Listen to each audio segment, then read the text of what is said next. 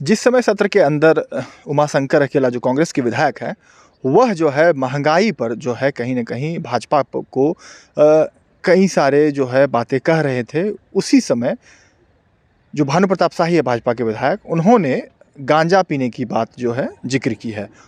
उसको लेकर क्या कुछ कहा है उमाशंकर अकेला ने कि आखिर जो है भानु प्रताप शाही जो भाजपा के विधायक हैं, उन पर ये बताया कि उनके पिताजी के पुण्यतिथि ही उनको याद नहीं रहता है, तो आखिर कैसे वो हम पे गांजा पीने की आरोप लगा सकते हैं। क्या कुछ कहा है उमाशंकर अकेला ने और क्या कुछ कहा है भानु प्रताप शाही ने, यह कुछ देखिए। इस बार आपका नाम ले लिए उमाशंकर अकेला जी आज हमको लगता है टोटली कंफ्यूज थे।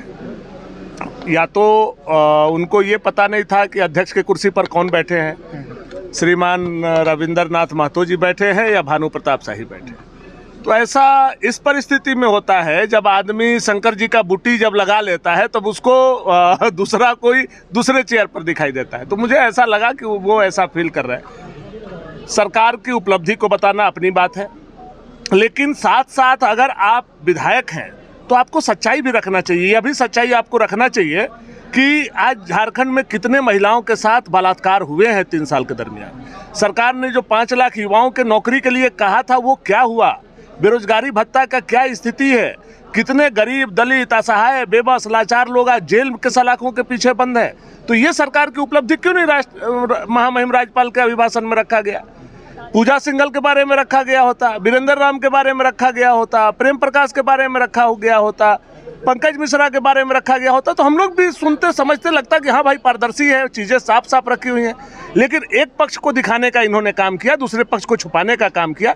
इसके लिए आज हम लोगों ने इनको पर्दाफाश करने का काम। आप लोग भी तो महंगाई पे सवाल नहीं उठाते हैं? नहीं, हम लोग तो लगातार सरकार को घेर रहे हैं। आप देख रहे हैं ये जो सरकार है हेमंत सोरेन जी की, अब पत्थल आप लोग का पेपर में छपता है ना, हम लोगों का तो पेपर है नहीं। आप बताइए कि 1.5 दर्जन से अधिक जो है पलामू, साहेबगंज और बाकी जगहों में 1.5 दर्जन से अधिक पहाड़ गायब हो गए इन 3 सालों में। तो बताइए कौन खा गया? क्या भाजपा के लोग खा गए या सरकार के लोग खा गए? सरकार के लोग खाए तो किसके साह पर खाए? तो ये तो जवाब सरकार को सदन में देना चाहिए कि नहीं देना चाहिए।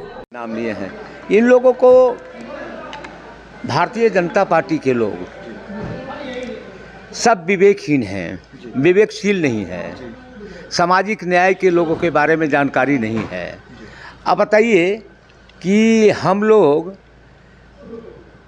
गांजा पी के आ गए। अरे आप जिस प्रकार से विधानसभा में डिस्टर्ब करने का काम करते हैं, सरकार पर आरोप लगाने का काम करते हैं, उसका जवाब हम दे रहे थे कि आप और आपकी भारत की सरकार किस स्तर तक देश को पहुंचाया है इसके बारे में जानकारी दे रहे हैं।